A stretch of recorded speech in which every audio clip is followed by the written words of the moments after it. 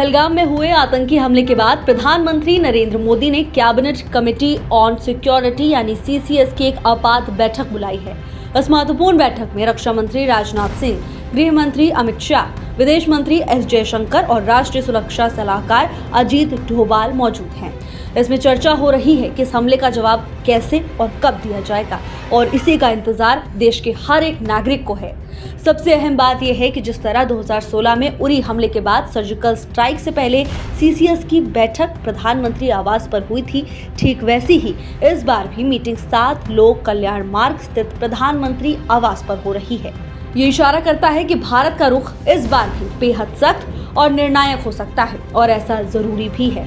कहीं ये जख्म नासूर ना बन जाए, इसके लिए जरूरी है कि समय रहते सही कदम उठा लिया जाए।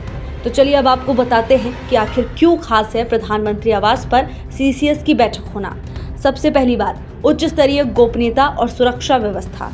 प्रधानमंत्री आवास एक अत्यधिक सुरक्षित क्षेत्र होता है जहां सीमित लोग ही पहुंच सकते हैं। सूचनाओं का लीक होना लगभग नामुमकिन होता है।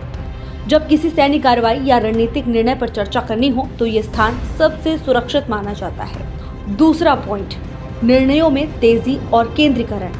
प्रधानमंत्री आवास पर मीटिंग का मतलब है सभी बड़े फैसले बिना किसी औपचारिकता के तुरंत लिए और लागू किए जा सकते हैं। ऐसा आमतौर पर तब होता है जब समय बेहद महत्वपूर्ण हो और हर सेकंड कीमती हो। तीसरा महत्वपूर्ण बिंदु, मीडिया और सार्वजनिक हस्तक्षेप से दूरी। साउथ ब्लॉक जैसी जगहों पर मीटिंग होने पर मीडिया की नजर और कयासबाजी बढ़ जाती है। PM आवास पर होने वाली बैठकें ज्यादा निजी और नियंत्रण में रहती हैं, जिससे किसी भी अहम जानकारी के लीक होने की संभावना न के बराबर होती है। चौथा सबसे महत्वपूर्ण, बैठक की गंभीरता का संकेत। जब प्रधानमंत्री अपने आवास पर इस तरह की सुरक्षा बैठक बुलाते हैं तो ये साफ संकेत होता है कि मामला सामान्य नहीं है। ये दर्शाता है कि स्थिति बेहद संवेदनशील है और सरकार पूरी तैयारी के साथ सख्त कदम उठाने की दिशा में बढ़ रही है। वक्त की जरूरत भी यही है। जिस तरह से इस वक्त देश का हर नागरिक गुस्से में उबल रहा है और प्रतिशोध की मांग कर रहा है, कड़े एक्शन की मांग कर रहा है, उसको देखते हुए प्रधानमंत्री नरेंद्र मोदी ने अपना सऊदी अरब का दौरा छोटा किया। वो सऊदी अरब के दौरे से वापस लौटे और एयरपोर्ट पर ही उन्होंने महत्वपूर्ण बैठक की और अब इसके बाद CCS की ये बैठक काफी महत्वपूर्ण मानी जा रही है।